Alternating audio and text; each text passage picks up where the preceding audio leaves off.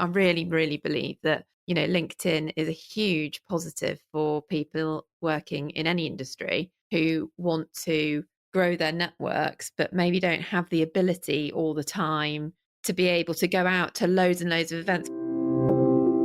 Welcome to the O for Food's Sake podcast, where we unwrap the joys and struggles of working in the food industry so you can thrive in what you do best while sustaining a rewarding and fulfilling career or business.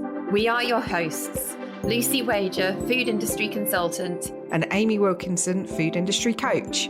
We've worked in the food industry for the last 20 years and we're here to share with you the benefit of our hindsight. Our podcast is for you to find new ways to cope with the daily struggles, but mostly to inspire you to work on what's not working to ultimately improve your career or business long term. Hello and welcome to this week's episode of O for Food's Sake. Today we're going to talk about something that we actually mention quite a bit because we have really built our networks there. We're going to talk about LinkedIn. And we're going to talk about how you can use LinkedIn better than you are at the minute, because like a really high percentage of people are just lurkers on LinkedIn. Just use it as a bit of a scrolling thing and just see it as something that you only need to use when you're looking for a job. And the reality is, if you're thinking like that, you're missing out on loads of opportunities to build your career, grow your network, position yourself as an expert, and do things like we've talked about before, haven't we, Lucy? Like career cushioning. So like getting yourself ready for your next career move. Yeah, it's like that. You don't want to just be using it when you need it. You want to be nurturing it while you don't need it, so that when you do need it, it's really useful. Yeah. And I don't know about you, Lucy, like obviously we've used it a lot more in the last 5 years, say, because we've had our own businesses. And before that, didn't really use it very much. But I do feel like it gets used a lot more generally now. Like it's another social media platform that people use alongside the Instagrams. So I've used it for a lot longer because, I started using it when I did my little stint in recruitment. Oh, yeah. And that was in 2010. So it was the early days. And that was really what got me into LinkedIn. And then obviously when I started Podology, I used it more. So when we started, my LinkedIn growth, I'd done all my growth really on my LinkedIn. I need to do more. But so this episode's for you too then, Lucy. Yeah, well, I know. How often do we have conversations about doing more on LinkedIn? Because it is challenging, and I think it can feel a bit overwhelming when you make it like a chore, when you make it something, I've got to do this. Yeah. But you're right in the sense that it's definitely more of a social media. Yeah, it doesn't feel like when you were saying about when you worked in recruitment, and that's what it used to feel like. Like yes, a load of recruiters in suits like lurking around, waiting to pounce on you if you said the slightest thing, and then they're going to be phoning you constantly. That's what it used to feel like, but don't think it is anymore. No. So I think it's this episode we really need to cover like why it actually matters now and what's different about it, how people optimize what their profile is. Like we're going to talk about actually posting on it.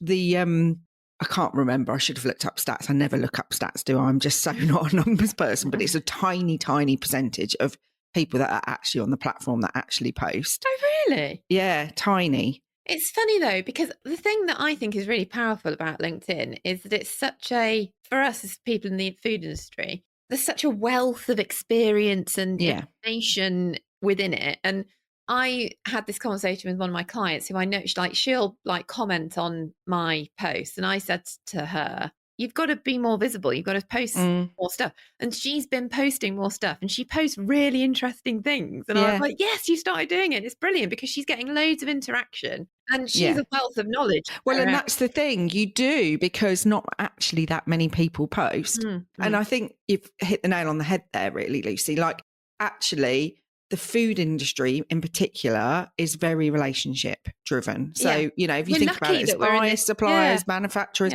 like actually how many people have we had on the podcast where they've talked about they've managed to get something in because they met somebody on LinkedIn or, through their network. And that's the thing. It is a platform for networking. And I'm always really surprised as well. I don't know why, but you sort of see people from different retailers interacting with each other because everybody's worked with everybody at some point, so actually. But it is also a place, like, and we've talked about personal brand before, and that can sound a bit like over the top, but really effectively, that is, it's what people see you for and who you are, basically. Yeah. And people making, people hiring new people making decisions about promotion, stuff like that. They will look at your LinkedIn profile. People do. And they, so it's really important how you present yourself on LinkedIn. But it's also a really good place to get all the information on trends, regulatory updates, like product launches. I usually find out about product launches before I go into store because everybody's talking about LinkedIn. So it is really good. So I think it's important to really think about what you can get out of LinkedIn and it not just be a scroll hole, filling your time. Because like you said, Lucy, then it starts to, when you are then wanting to do something, you're sort of feeling like it's a chore. But actually, if you think, what do I want to get out of being on LinkedIn? Yeah. And I also think if you're going to, scroll on something and post on something, then LinkedIn is the best one to do it on because it's potentially really helpful for you. Yeah. And it's educational and all of that. And actually, I think I used to do work stuff on LinkedIn and then I'd go and scroll on Instagram. But now LinkedIn prioritizes video.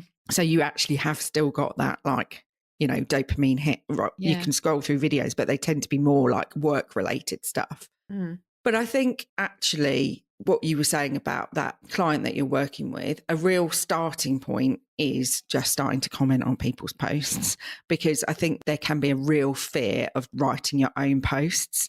And I was just thinking of some of my clients and mentees and stuff like that, where it's just like, oh my God, oh my God. And I remember the first post I put out when I went self-employed, it felt so major.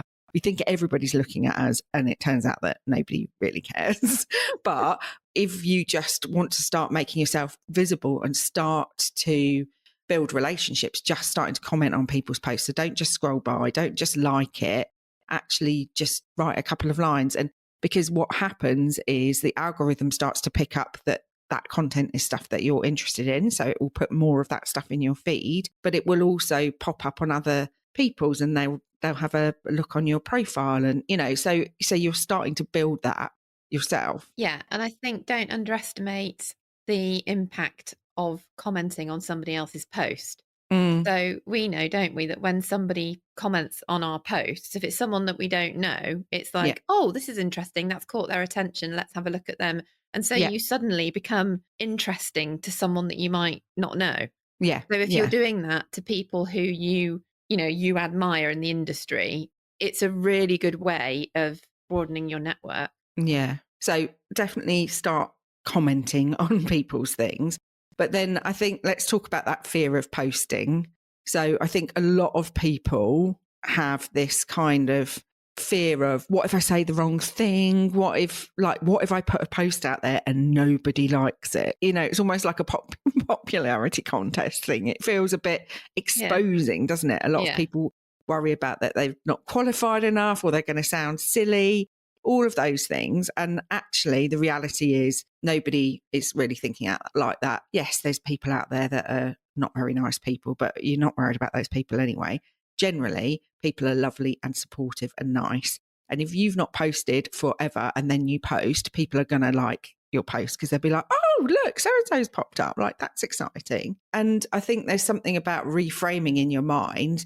And this was a massive thing for me. Not everything has to be formed like a massive presentation or has to be worded absolutely correctly. Just be your blooming self and just say something. Yeah. And I think we often think that we don't have anything valuable to share. I do this all the time where I'm like, I'm no expert in this. And then when I'm talking to my friends that don't work in the food industry, I'm like, oh no, I am an expert, versus people that don't understand what they're talking about. Yeah. And you don't need to be an expert either. You don't, it's not about that, is it? It can just be about you sharing something that you find interesting or, And I think one of my big fears was always, that you see people commenting generally, well, I won't go there, that say things like, this isn't Facebook, like don't post that, and this isn't Facebook. God. I'm like, yeah, but it's also not 2007 anymore. Do you know what I mean? Like we live in this multimedia, social media world. So actually, if you want to put something that's personal or something that's a story. Yeah, I love seeing things that, obviously it's not like every day should be like a personal post, but some people like post something like when their son graduates or gets a first job or something. I love reading those posts because it shows a different side to a person that you may only know in a very work-related sense or something. Well, and we're humans, and we're people all do one business. Person. Yeah, people do business with humans, right? And build relationships with humans. So I think it's not Facebook crew. Like, fine, whatever. The algorithm can go and take them someone else. Let them have their opinion. Well, exactly. And you need to listen to our Let Them episode. Yeah, exactly. And I think also, like, sometimes it can just be tricky to think, like, what am I going to post about? So when you're out and about, often you get ideas, don't you, or thoughts or whatever. Actually, use your notes on you. I've done this for years now. The notes app on my phone is just full of stuff. But like, just note down some ideas as they come to you. And then when you open up LinkedIn, you're like, I've actually got something to share. So thinking about that. And when it comes to posting or commenting on other people's posts, if you think at it from the perspective of the other person reading it, if it's going to be supportive and helpful, then why are you holding it back to yourself? Like, I think that's really helped me be able to share more, is actually, who am I to hold that in and not share that with the world? If I can help other people and support other people, then I will. And everybody's motivations might be different, but that's what works for me. The other thing I wanted to talk about is what your profile looks like, right? So this is like, when people click on your profile, this is like the shop window of who you are as a person. So first things first, get your picture right. Get a good picture where you're smiling, you're looking at the camera, you're not like, I've got half another person cut out, or you're on the booze or whatever. In that instance, this is not Facebook. It is a professional platform, and you want to look professional if people are looking you up. But actually, the sort of headline bit, the bit that goes underneath, where sometimes people just put their job title, actually do something to make yourself stand out in that bit. So you might say something like MPD manager, but then write something like creating award-winning supermarket products, or, like something that just isn't like, I am this, I am one of many people that have exactly the same profile, or people that are self-employed and people like me. You can often see they put things like helping people do X to do Y, but actually helping yourself stand out a little bit more.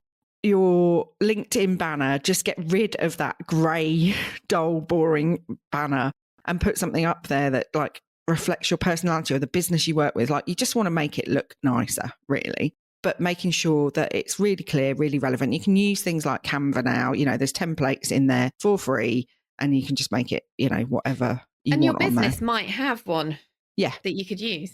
And then you also have like an about section, and a lot of people just like basically put their CV in there. Don't do that. Just have it about who you are, what you do, why does it matter to other people. So, even in an employed role, saying the things that you are passionate about. So say if you are passionate about nutrition or something like that, or, weave in there the things that excite you, that make you different, and don't do it in like, in corporate speak. Just do it in real life language. And I think it's really useful to look at other people's profiles and see, find people that do it really, really well. Yeah.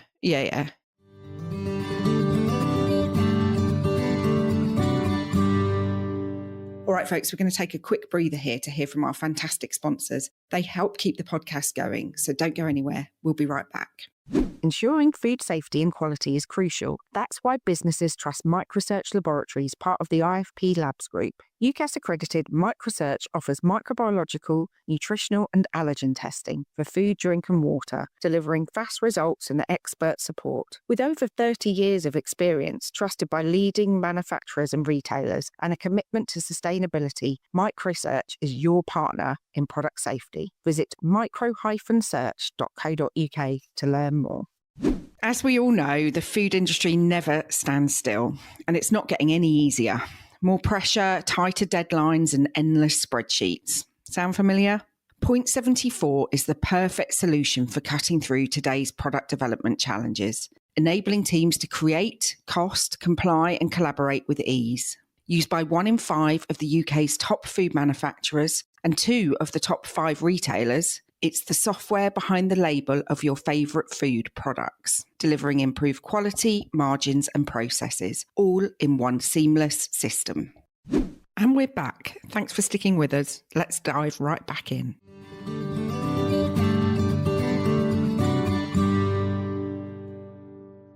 And you can use AI as well to help you, right? Yeah, so, with the writing of it, yeah. Yeah, to write it and then reword it into your how you would write it. To make sure you're not using someone else's. Yeah, but also just to make it sound like your tone of voice as well. But I think a great tip for this one is actually get somebody else to go and look at your LinkedIn profile, like a friend or a colleague or something, and say, what do they think stands out on that profile and what do they think is missing? Because I think it's really important that it sort of reflects who you are as a person. Like I've done now in my featured section, I've done some like bold, colourful posts that are like in my branding that have just got things like booking a call in with me and stuff like that. But when you go on my page now, and I'm always like updating it and changing it because it's a big part of what I do. But, you know, there's a real like, that's my page because all of the colours are my branding colours and all of that. And you may be listening thinking, well, I don't have brand colours and stuff like that.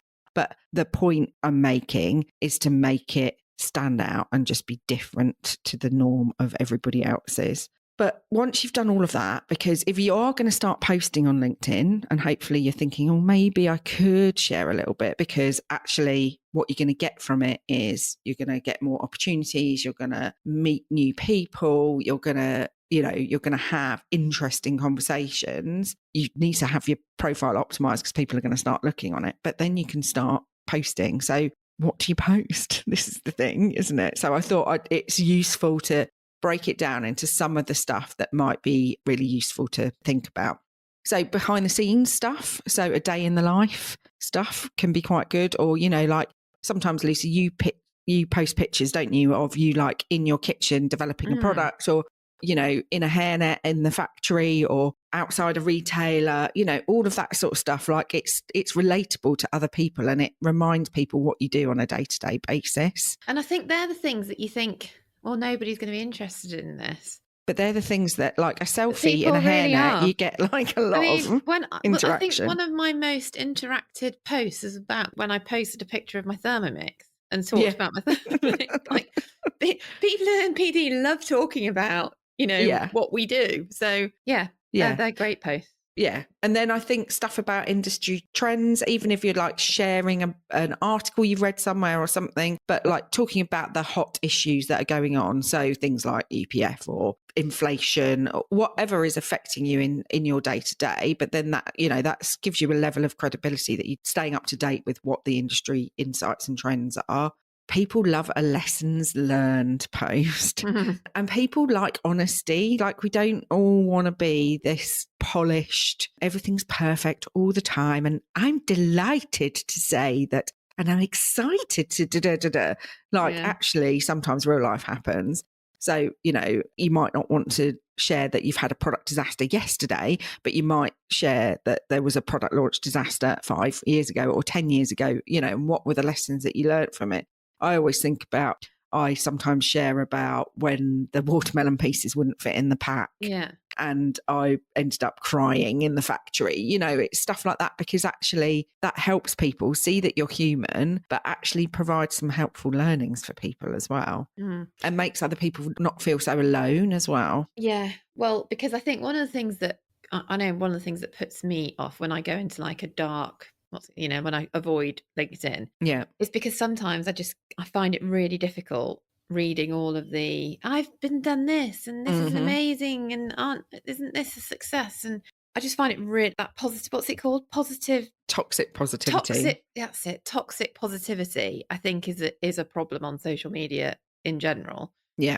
And I think seeing those kind of more honest posts is really nice for everyone, because toxic, I have an issue with toxic positivity. I can't even say it. Is a real issue. Yeah. And it can be really difficult. Yeah. And actually one of your biggest, and you say about the pivotal moments for you when you closed Podology is when you did a vulnerable, and it was a video, wasn't it? It was a vulnerable video saying, I've had to close the business, and you got so much engagement and you got work from it. You're effectively, your consultancy started from that. Yeah. So actually don't be afraid to be a little bit vulnerable. Now, I would say that with a caveat that it is easier for us as self-employed people because our views are all our own. But I think there's something about that when you're in an employed role, actually making sure that, if you are worried about what you're posting, having a look and understand what the social media policy is at work. And you may want to put caveats at the bottom of posts saying these views are my own. I mean, it really annoys me. Like, clearly they're going to be your own. And I think your LinkedIn should be your place. But the reality is your name is attached to a particular business. So sometimes you do have to be more difficult. But really simple kind of, if you just think about like something that's behind the scenes, industry trends, what the lessons are, maybe have a post that you ask a question so you get some engagement from people. Like actually those sorts of posts, you only have to do one a week or, whatever you feel comfortable with, but just starting to get your face out there, because ultimately what you're trying to do is build a strong network around you. And it's not about like adding random people that have nothing to do with you. If you're using LinkedIn for your career or business tool, you need to be thinking about engaging with the right people. So I think sometimes people can be really scared about sending connection requests and stuff like that. Well, I mean, obviously I don't. I just go for it these days. Yeah, because what if I remember way back when, like saying to you, "Oh God, so shall I send a connection request to like that senior person?" Like being scared of doing it. I mean, I just connect to anybody, not anybody, but anybody that feels relevant now. But actually, if you go and engage on that person's post or something before you send a connection request, it just makes it a little bit more meaningful, and they're not going, who's this random person that's engaging with me? And the other thing that I quite like to do is every so often, if somebody has taken the time, say, to inbox me because they've heard something on the podcast or something like that, I try to, when I've got time, which is not that often, but I try to like every 6 months or so, maybe just drop them a message and see how they're doing. If they've bothered to engage with me, like just to engage back, because that's just about nurturing relationships and not always seeing everything as what can I get out of that person right now? Are they useful to me now? But actually nurturing and knowing that if somebody, you get on well with somebody, there's nothing in it for you right now, but it doesn't mean that they're not going to advocate for you in the future, because that's what building a network is about. It's not just about the here and now. It's when I hit a time of trouble or I need some help, who are the people I can call on? And that is why using LinkedIn in that way, when you don't necessarily need anything, is so important, I think. Yeah. So my challenge to listeners is, if you feel brave enough, send 3 connection requests to somebody that you would like to be connected with in the industry. Just, you can put a short, friendly message on it. I don't even necessarily put messages on, I just send the request. But actually just start to try and expand your network. And I know so many people think, oh, I can't do this. Why would I do this? It's all right for her. Like, I started from a base of virtually nothing 5 years ago on LinkedIn. I had 500 connections. I'm nearly at 14,000 connections now. And they're relevant people. They're not just random people. They are food industry people. And it's opened masses of doors for me. It's open conversations. It's led to friendships. So much has come from it. So I'm hoping if you're listening to this, you can see that it's not just about the place to go when you're just looking for a job. It's a place to build your reputation. It's a place to stay ahead and to, well, just make friends. Like, and we're so lucky now yeah, to be able to. I yeah. was just thinking, and you can do all of that from the comfort of your own home. Do you know what? That's the bin. That is so true, Lucy. Actually, that's the big crux of it for me. It's networking without having to go to a flipping networking event. So useful. Like, we are so lucky to be living. You know, there's lots of negatives about social media, but I really believe that, you know, LinkedIn is a huge positive for people working in any industry who want to grow their networks, but maybe don't have the ability all the time to be able to go out to loads and loads of events, because I would like to go to more events and I just haven't been able to. Yeah. And, you know, when I can, that's great. And going to events and stuff is brilliant content because not everybody can go. So I love it when so you people can share stuff. Yeah. And that's a really good point, actually. That's a good post thing to do. But yeah, it's such a good way. And, you know, if people don't want to connect with you, then they shouldn't really be on LinkedIn, is my view. I don't have that fear of I don't think I've ever had that fear. I don't remember having that fear of connecting with people, because I'm just like, well, if they don't want to connect with me, then I have to accept it and let's all move on. Yeah.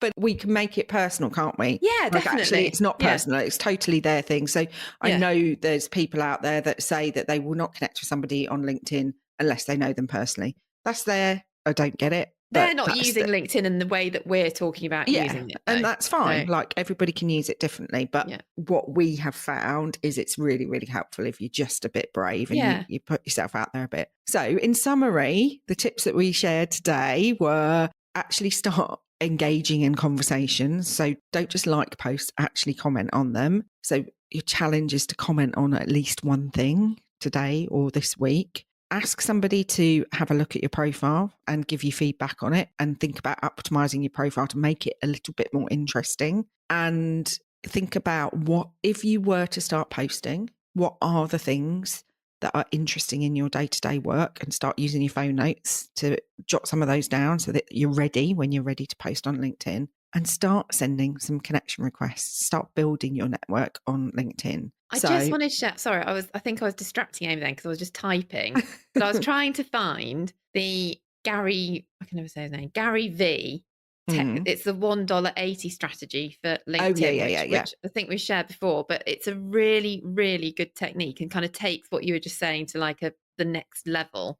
Yeah, go on, and share. I just want to find it. So the $1.80 strategy is a concept that he came up with when people are asking about building an audience on Instagram, but it's relevant for LinkedIn. So you find the top posts in your area of interest and you add your 2 cents into the comments. Okay. So it's not fluff comments that like bots leave, but it's something meaningful that shows that you actually understood the content, and it shows that you're interested in what that, and it goes back to what I was saying before about people will be pleased that you've commented. Yeah Don't just say great post, or, you know, like, I hate it when you can see that somebody's AI has left a comment, but like a meaningful comment. And his strategy is it's $1.80 because you leave 2 cents on and you do it 90 times. Okay. So that adds up to $1.80. Okay. So 90 times per visit? So, well, yeah, I mean, this is like if you want to like massively build, but it's having the concept. I think the concept is that you find 10 articles that are of interest and you put your 2 cents worth in. Yeah, I love that. And it doesn't actually take very long. And I think I like it because LinkedIn. And it gets you into looking for articles that interest you or posts that interest you. And then it just gets you into going, oh, well, this is what I think about this. And it's quite addictive, and it really helps. Yeah, and actually I like that kind of setting yourself that challenge thing. There was the 5, 4, 3, 2, 1 one that we've talked about, and I can't remember what all 5 of them are. But I think if you were to say not every time I go on LinkedIn, like I go on it way too much, but say each day I'm going to comment on 3 posts. I'm going to send 2 connection requests. Yeah. 2 connection requests. And for me, it's 1 post a day, but I accept that that's a lot for a lot of people. But, you know, work out what your 3, 2, 1 is that you're willing to do, but just start using it more than you're using it now, because it has been an absolute game changer for me and Lucy. Yeah. So if you are not already connected with us, clearly come and connect with us on LinkedIn. We'll definitely accept you. Yeah, come and also follow the O for Food's Sake page on LinkedIn as well. That's growing nicely at the moment, and go and see who else is following it, and connect with some of those people. It's quite a good way of finding other people, is going and looking at people like me and Lucy, who are we connected to, go through our list of connections or followers and start to build your network from there. Great. So I hope you found that useful, and we'll see you on LinkedIn. See you next time. And see you next time. Thanks for tuning in. If you enjoyed today's episode, please share it, rate and review us. It really helps us reach more food industry pros like you. For more resources, head over to our website, oforfoodsake.co.uk, and join our mailing list to stay in touch. And if you'd like to connect with us, come say hello on LinkedIn. We're both there, Lucy Wager and Amy Wilkinson. Thanks for listening, and we'll see you next time. See you next time.